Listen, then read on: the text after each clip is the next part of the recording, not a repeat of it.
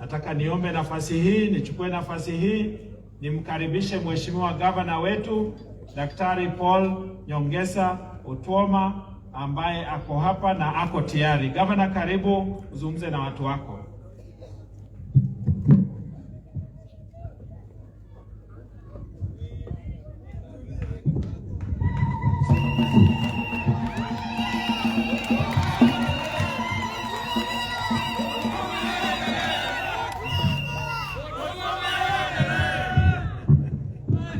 Asanteni sana. Asante, naona mko imara. Asanteni sana, lakini mtaniruhusu kwa sababu leo ni siku ya kitaifa, mtaniruhusu niweze kusoma ile speech yangu, alafu labda niseme moja, alafu tumalize, kwa sababu sisi wenyewe tuna njia za kuweza kupatana. Na kwa bahati mbaya nitawasomea speech yangu kwa Kiingereza. Sio lugha ningetaka sana kuzungumza siku ya Mashujaa, lakini sasa kwa sababu ni official ndio niko nayo hapa. So mufikiri, unikubalie niongee hii kifotfot kidogo. The County Commissioner, who is our chief guest here today, representing His Excellency the President, the Ugandan delegation, led by the RDC, and all your delegations, honorable members, led by our Deputy Governor and the Speaker, distinguished guests and fellow citizens, good afternoon. God is good, and all the time. Assalamu alaikum. Amen. Fellow citizens, I am thankful to the Almighty God for granting us this opportunity to join the rest of the country in celebrating the 11th Mashujaa Day, a national day to remind ourselves of our nationhood, identity, diversity, and to celebrate Kenyans' sung and unsung heroes and heroines. I am thankful to you, the people of Busia, for the trust you have bestowed in me during the August 2022 general elections. We gather to celebrate and reflect upon men and women whose efforts and sacrifices, skills and talents have contributed to human decency in our community. We recognize and appreciate all those Kenyans who made and continue to make extraordinary contribution to bring our nation closer to our destiny. Throughout my gubernatorial campaigns, I reminded the population of Busia on the contents and objectives of our fight for freedom through the song, Wimbo wa Historia. It speaks to our soul, and I believe it speaks to our soul on sacrifice made by our forefathers. Nafikiria wengi tunajua wimbo ya historia. Iko kidogo, iko ule anajua kuimba. Uko wapi? Haya, kuja. Wako wapi? Kuja. Ule anajua kuimba, kuja moja. Unaweza prompt, please. Can she be prompted quickly? Because that was our clarion call. Haya, ngoja sasa, wamekupea chorus. Come here. Unajua hii watu wetu hawajui. Just come quickly. I want you to take the shortest time. Who is the lead vocalist? Haya, simama hapo. Others stand on this side. Haya, patia huyu microphone. Okay. We sing together. Haya. Ngojeni. Please let the children sing. Wimbo huu ni wimbo wa historia. Watu wote tunaomba msikize kwa makini. Ilikuwa Oktoba 52. Watu wote tulisikia Kenyatta ameshikwa. Hakushikwa Kenyatta peke yake, lakini alishikwa. tulishikwa na mabingwa wa uhuru. Uoi, uoi, uoi, tunataka Kenyatta achiliwe. Asanteni sana. Tumesikia hiyo chorus. Now I will going to invite you for lunch. Si mumesikia hiyo wimbo? Si mlikuwa mnasikia saa ile nilikuwa na campaign? Nilikuwa nasema mkosamila ni mtumwa. If you don't know your history, then you don't know where you have come from, you don't know where you are, and you don't know where you are going. Those who say that history does not matter, I want to tell you history matters. And it's important that our young children know that that history matters. And that is what brings us here today. That song was sung for an activity that took place almost 70 years ago. And that's why we are standing here today.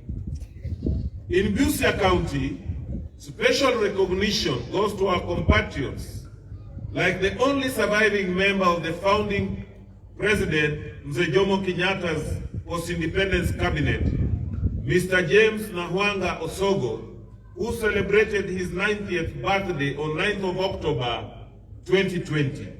We have uncountable men and women in our county who have championed the cause of humanity, human decency, here at home and beyond the territorial borders. Our elders and leaders across the county have made serious contributions to the growth and development of our lands. And I shall be presenting a bill in the County Assembly called Busia Heroes Bill 2022 to establish a legal framework to honor these great men and women across the county, to preserve their names for posterity for their immense contributions in our society. I think one of the speakers here earlier mentioned some names, like W.W. Awori, and many others, the late Oduyo Poro. These are men and women who sacrificed, among so many others. And even among our women, if we remember among the first elected women in this republic, Professor Julio Jambo, we have had Professor Mango, our own here, Mary Emase, who is still active among the women, not through affirmative action, but through fighting through these murky waters of politics. As we reflect on this tremendous progress made over the past years by our men and women, and honor these brave leaders who paved the way and upon whose shoulders we stand, we must recognize that our responsibility to undertake this immense job is still at hand. This is a time to reaffirm our commitment to the ideals to which our freedom and prosperity was founded, and to help ensure that this country and the county of Busia continues to move forward. The fight for independence was aimed at fighting poverty, disease, and illiteracy, ujinga, umaskini na magonjwa, ambao ndio walikuwa adui wakubwa wa taifa hili wakati huo na pia wakati huu. As we gather here, the statistics on poverty, disease, and illiteracy in our county is very scaring, ndugu zangu. In our county of Busia, our life expectancy has dropped tremendously, and it is the least in Western Kenya at 43.8 years. That is how far we have dropped in this county. Malaria prevalence is at 39%, being the highest in Kenya. Ugonjwa wa malaria hapa Busia ndio juu zaidi kwa Kenya nzima. Malnutrition of our children that has led to stunted mental and physical growth, causing irreparable damage, is at 22%.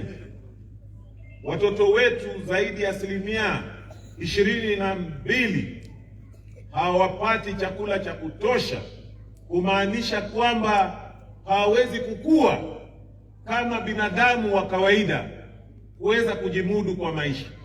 Busia ndio tunaongoza katika Kenya mzima katika hii shida ambayo tunazungumza. HIV/AIDS prevalence is at 55.4%, against the national average of 4.3%. Waparanga buukimwi wabwao, efwe Busia na efwe kusiri hakuno muno. Silimu busiruo, silimu busiri mweria. Among the infants, we are losing 84 children in every 1,000. For children under 5 years, we are losing 121 in every 1,000, which is extremely high in comparison to other counties. The poverty index is at 83% and the literacy level is at 20%. Ndugu zanguni, hii ndio Busia ambayo tuko. Baada ya miaka 56 ya uhuru. This is where we are. Fellow citizens, more than 50 years after independence, I'm convinced that we are in a very bad position as a people. This is serious and urgent.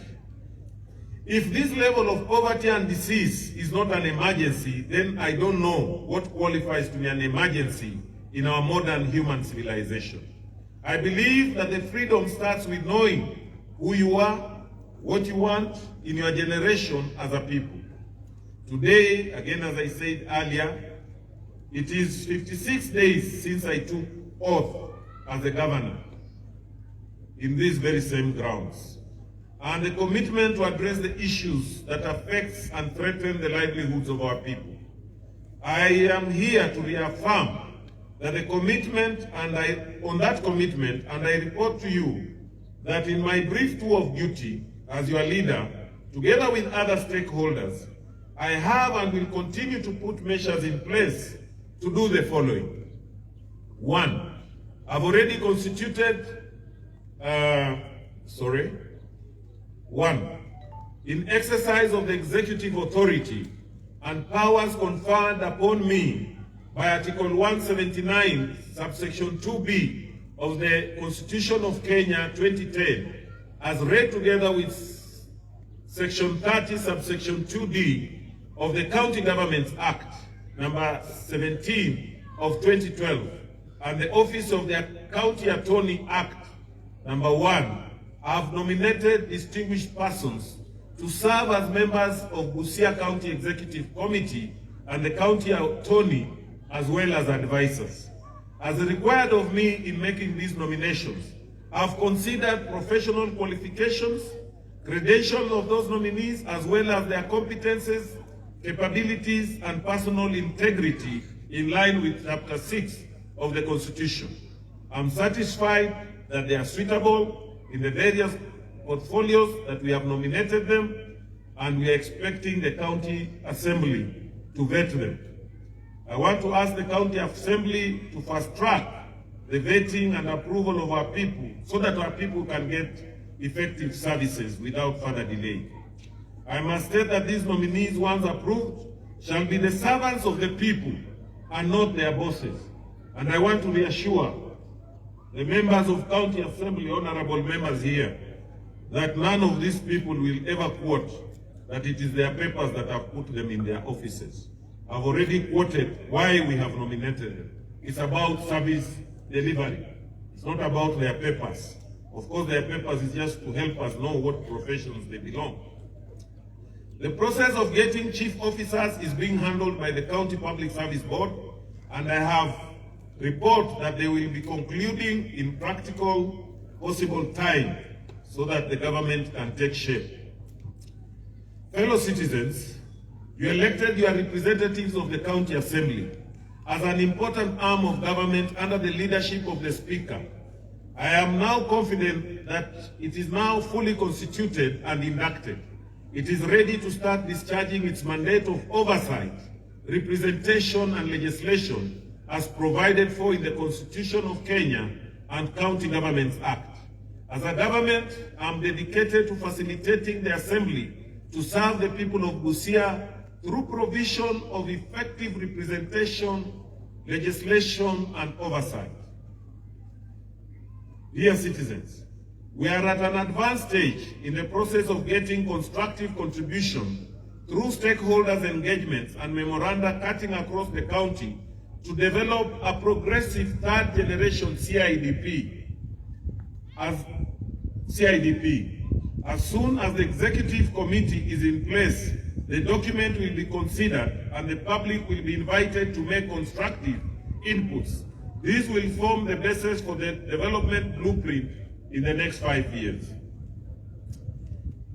Fourth, the budget is a key management tool as it sets out sector priorities in expenditure and revenue of the government. The attendant laws provide that we do prepare a supplementary budget. The county treasury, in collaboration with other state sector departments, is at an advanced stage of preparation of supplementary budget. Upon completion, it shall be submitted to the Assembly for consideration and approval. This is going to unlock the flow of funds to cater for provisions of critical services. Further to that, it will enable payment of legitimate pending bills for services offered and goods supplies once the task force report is out on pending bills. And where the law is required, I'm directing the relevant departments to make sure that this task force and even those committees on pending bills, they have got the legal status as is required under the PFM Act. I can see the county secretary here. That should be done immediately. And I'm aware also that the Office of the Auditor General, they are here in the county. And I'm also ordering the county secretary that I need maximum cooperation from all departments to avail documents that are required by the officers from the Auditor General's office. I think that's what I wanted to say on that. And secondly, because of the issues of revenue, I'm also ordering now, today, on this Mashujaa Day, that any employee of the county government who has been receiving funds in private account, revenue funds, may they report to my office tomorrow by 9. All of them. If you know that you have been banking county revenue in personal accounts, please come to my office tomorrow morning at 9. And I'm directing that the Deputy Governor will be in my office to spearhead that operation. All of them, those who have been getting funds banked in their offices, as I have received a report from the Auditor General on that issue. Number 5, fellow citizens, like I stated during my first address to the County Assembly, I want to emphasize that review of the previous budgets shows great deviations from budgeted on-source revenue from county treasury as tabled in the County Assembly and approved revenue projections set by the County Assembly. This has accumulated a local revenue deficit 2013-2022 totaling 2.7 billion shillings. This deficit has led to high pending bills amounting to 1.7 billion, which negatively affects expenditure and seriously affects the business of suppliers and contractors. My government is putting in place elaborate administrative and policy measures that will positively improve local revenue collection. I shall be presenting to the Assembly the policy on local revenue projection, ceilings and collections to maximize on our potential, because I firmly believe that a budget should not just be a political document, but an economic master plan. To streamline the operations of the revenue sectors, I directed that sub-county ward administrators and village administrators supervise revenue collection function pursuant to provisions of the law. My government is in the process of constituting the County Budget and Economic Council that will guide economic engagement in the county. The forum, when fully constituted, shall comprise of foreign, domestic investors, senior civil servants, the Kenya National Chamber of Commerce, and all stakeholders in the economy, with the objective of developing an economic recovery plan to guide in fiscal planning and investment, which will guide the county in areas of economic engagement. I request for prudence and diligence in handling this crucial budgeting. 6th, Upon assumption of office, guided by the relevant laws and circulars, and in furtherance of good administrative practices, I established a task force to have an inquiry and undertaking on the true status of various sectors in the county government as currently established and make informed administrative and policy decisions. The task will inquire and report on issues as highlighted in their terms of reference.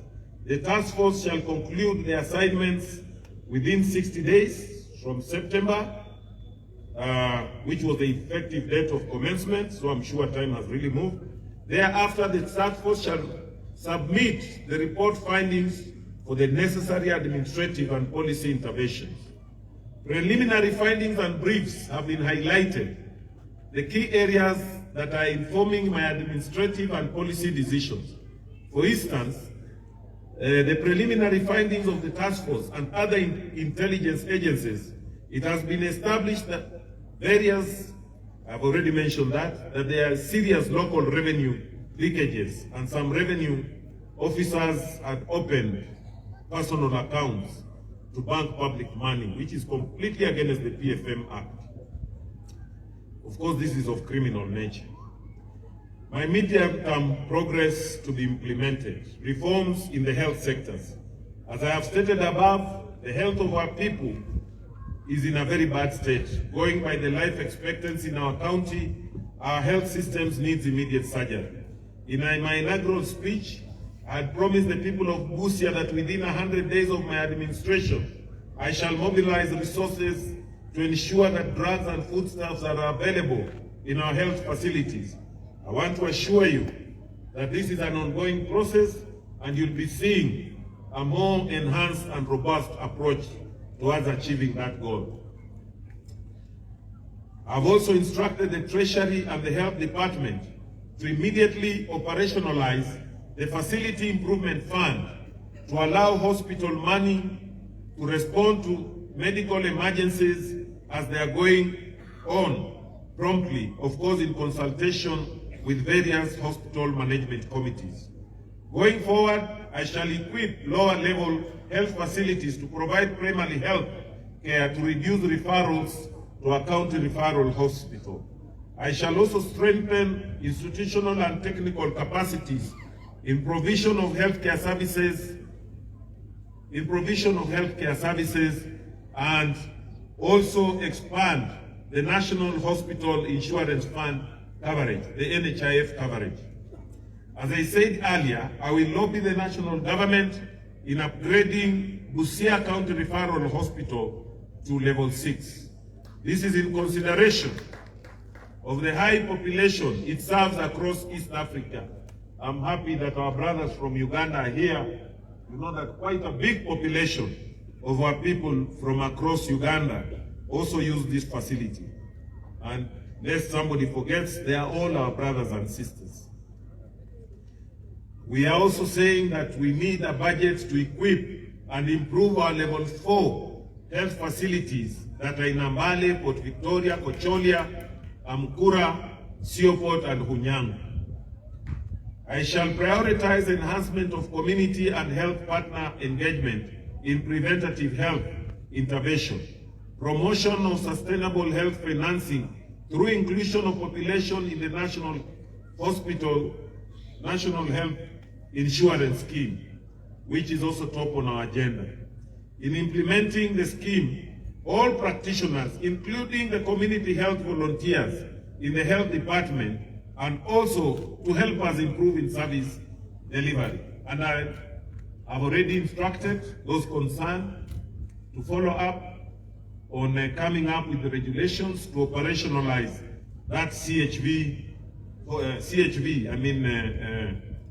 act that was passed last year, I think in September, somewhere around there.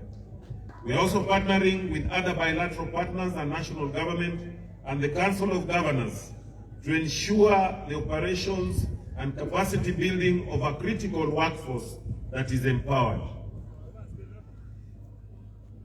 I also want to thank most sincerely for the sacrifices that have been made by some of you, especially the CIHVs, in helping as frontline workers in our health system. The CHVs have been working under extremely difficult conditions, but I'm sure now we have discussed within the Council of Governors, and given that the Act is already there, these are some of our frontline Mashujaas. Given that we had COVID here, and we have had Ebola that is just within our neighborhoods, and our brother from Uganda, the RDC, we had expected you to mention something on this, but since you didn't mention, we are lucky that we have no currently reported case here, and we hope that we continue to keep that vigilance. As I had again already said earlier in my address to the Assembly, I want to say that I want to be grateful to some of our partners, especially USAID. And USAID, in our meeting, I had said earlier they appointed me their goodwill ambassador on menstrual health. Menstrual health. I don't know how they call it in Swahili or Kiluya or Jalu or Kiteso. But if you know what menstrual health and menstrual hygiene, mimi ndio ambassador ya hiyo vitu sasa. Hizo sanitary pads na nini, nakuja unaona Otuoma. On food security and agricultural productivity, the statistics as highlighted above indicate that today we are faced with serious food shortage, and nearly 20% of our people need some food help.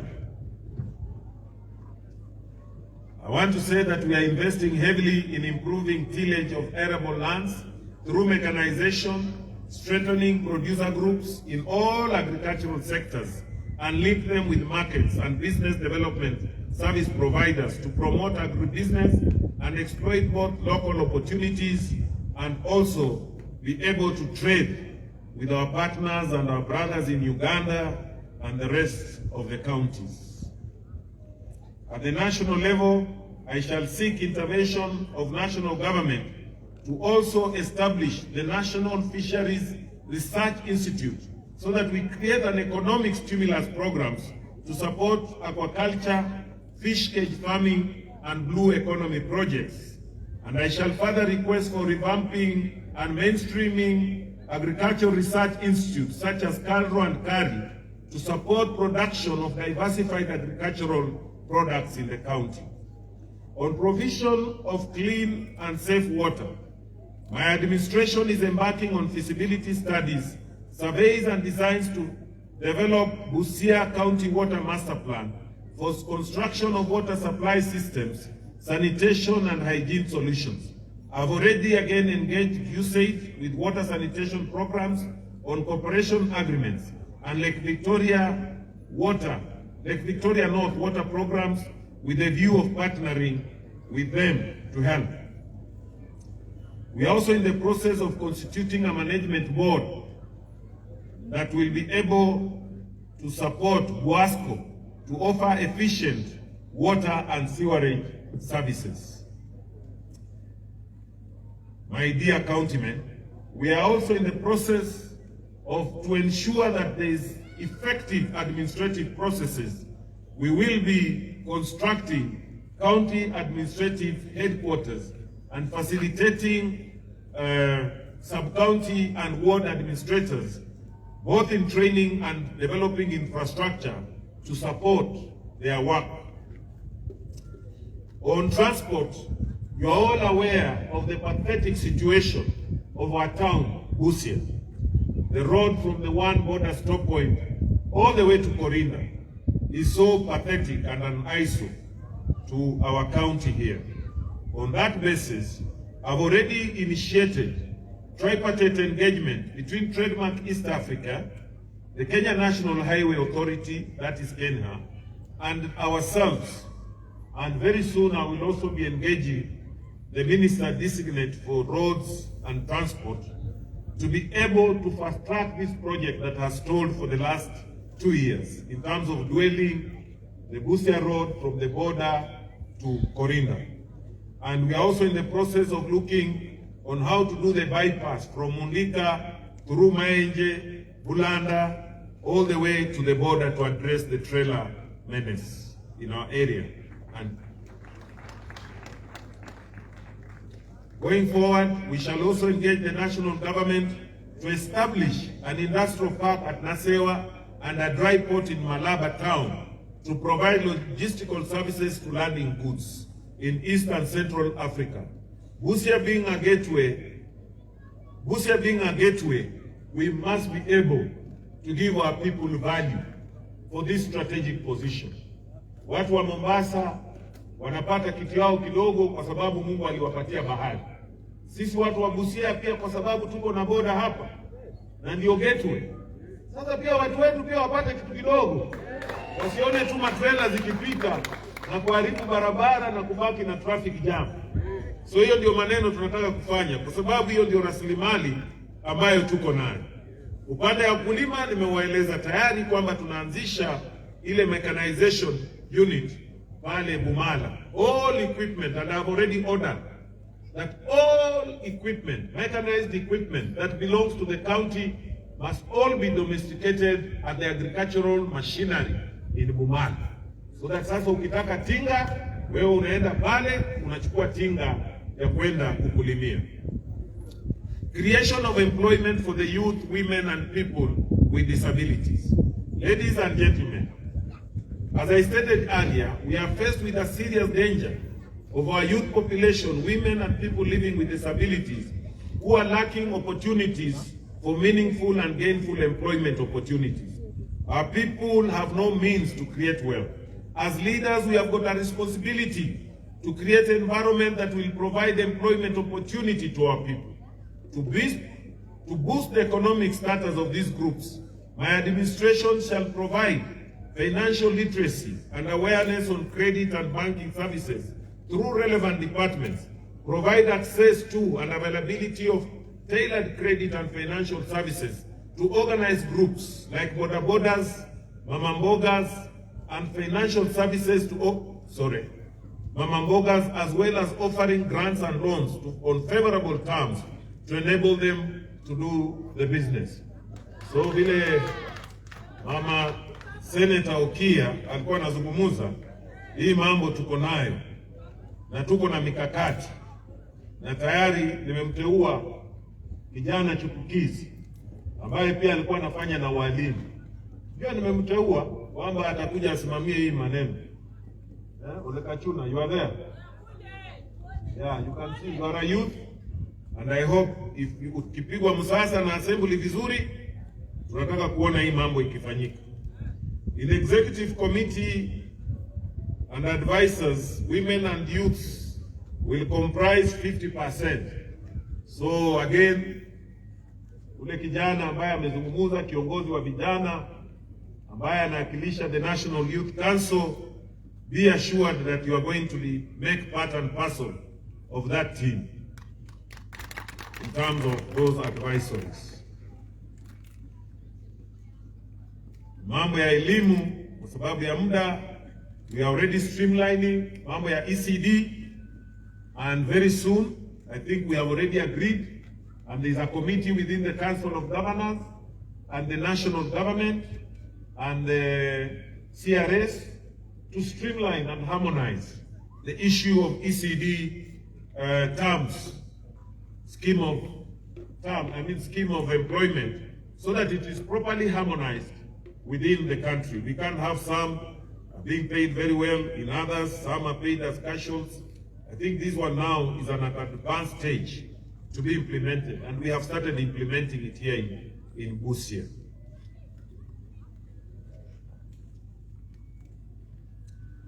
Sababu ya muda mtanikubali kwamba some of the issues I had spoken earlier, the issue of establishing ICT and e-government to improve service delivery to our people. Insecurity imezungumziwa. We cannot have a county where security is a problem. And I may not be a security expert, but I'm very much aware on how to deal with this problem. Kwa sababu insecurity does not happen out of the blue, and I'm sure as leaders as stakeholders will be engaging the relevant security agencies, because it's a collaborative effort. And be aware, those who are perpetuating this crime, that your days will be numbered very soon. Tutaweza kukabiliana na nyinyi vilivyo. Mambo ya insecurity bila kusumbua wananchi.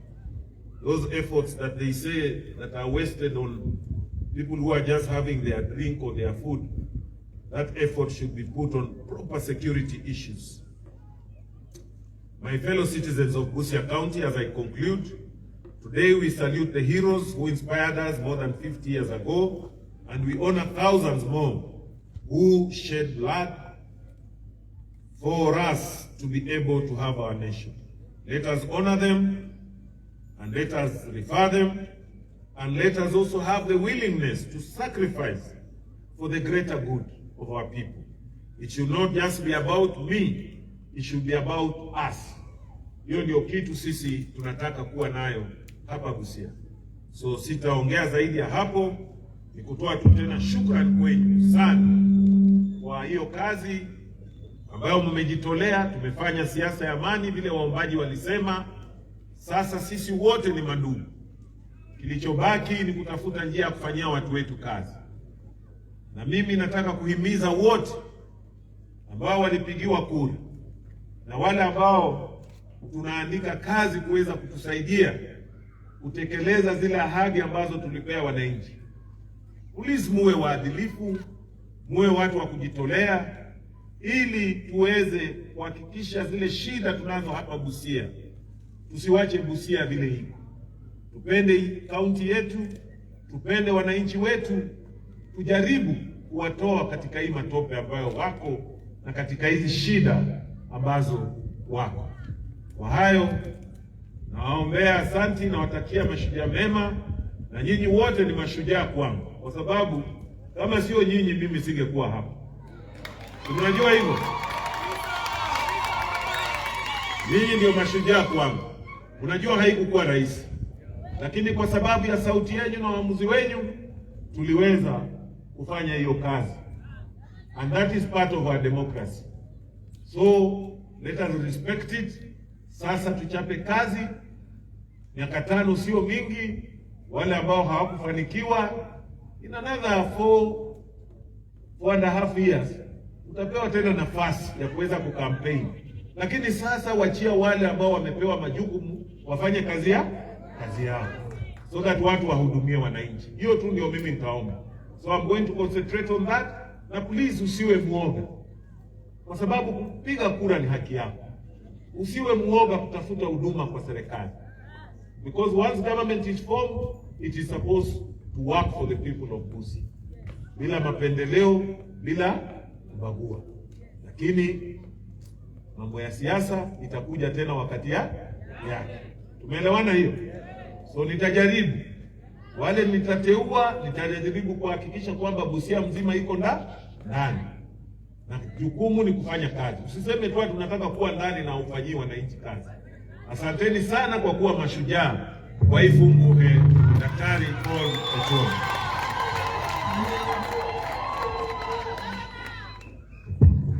Okay, tumpigie makofi His Excellency the Governor. Tupige makofi ya busara. Thank you very much, Governor. Very quickly, chiefs. Sukisha hiyo.